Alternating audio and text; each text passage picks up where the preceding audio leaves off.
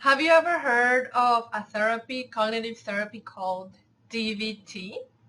Well, it's for Dialectical Behavior Therapy, and it was created by Marshall Linehan.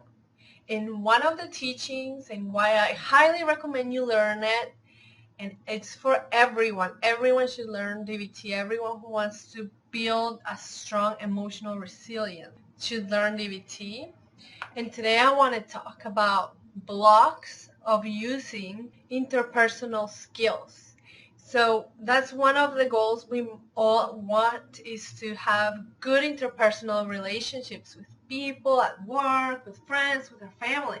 So today I want to talk about what could be blocking us from having those relationships, those healthy, happy relationships. So stay tuned.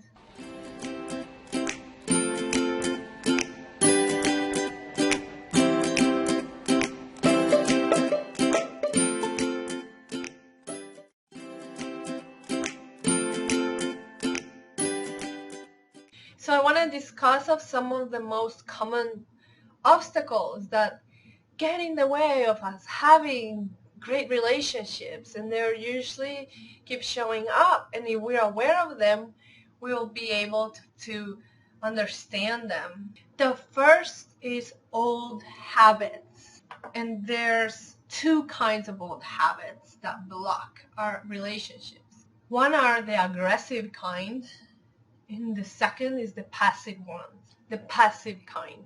So the aggressive kind is the model of behavior you saw with your family. How did your family deal with anger, conflict, blame, withdrawal? Is this how your family dealt with problems?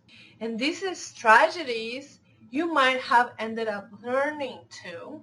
And these become techniques that you end up using to influence others, to get what you want, right? And some of these are shaming, fear, or hurting others, or psychological pressure, which are called in psychology aversive strategies. So I'm going to talk about these aversive strategies. One of them is discounting.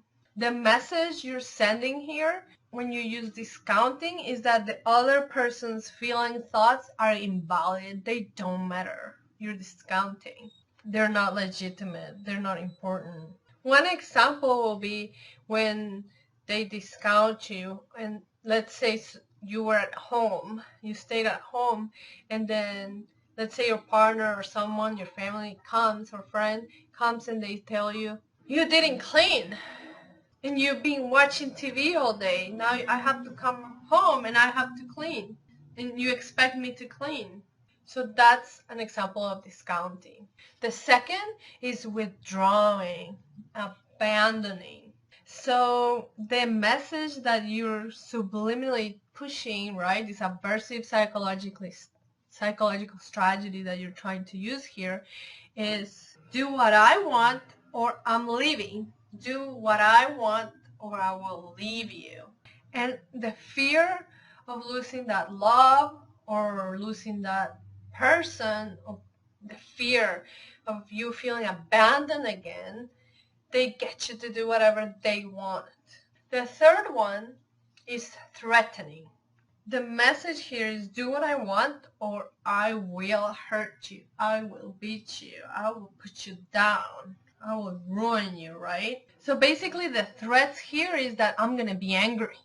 So if that person's angry, you're going to do whatever they want because you don't want them to be angry. You don't want to feel that. You don't want to be miserable because they're angry. So one example of threatening is, oh, you're not going to help me? I'll find somebody else that will help me.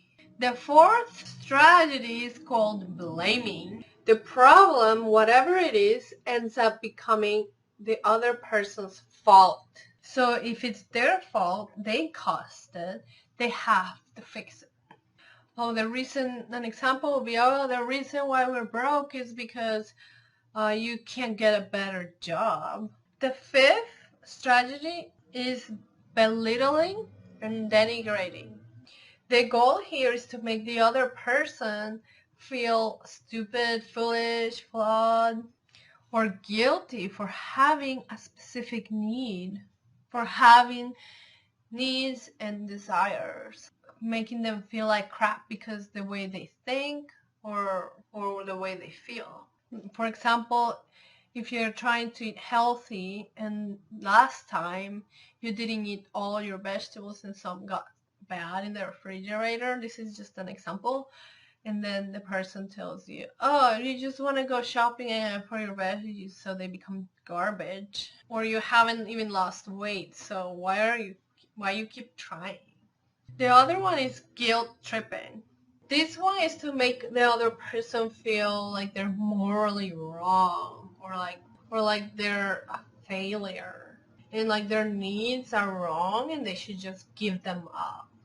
Like, for example, if you're angry and they only focus on the fact that you're angry and upset, and instead of asking you, why are you angry?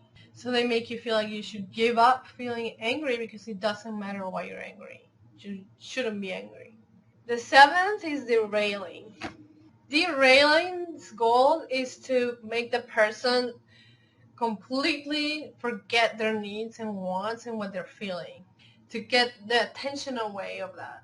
So if you're, trying to fix a relationship or bring something up that's happening, they might use derailing and try to, oh, no, and make you distract you so you don't talk about them, what they did or their behaviors. So they derail you, they change the focus on you, they direct on you, so you don't have to talk about what they've done. Or like when you have that conversation with someone and you want to talk, what you want to do doesn't matter. What matters is what they're feeling or what they're going through. So forget what you want to do. Let's focus on me. Things like that. They derail the attention. And the last one is taking away. Taking away's goal is to withdraw help or any form of support, pleasure, as a reinforcement, as punishment for what you said or you did. So when you don't give them what they want, they make you pay by when you need something, then they don't meet your needs. So after I mentioned it, did you recognize this in others, including yourself? And if you do, are these tactics something that you want to stop doing? Because now that you reflect on it, they didn't really give you great results. Is this something you want to change now that you've learned about it? The best way to stop it is to observe closely. Remember, as you learn what they are, you can be better prepared to overcome them. So remember, these are blocks to interpersonal relationships, and I hope you enjoyed it.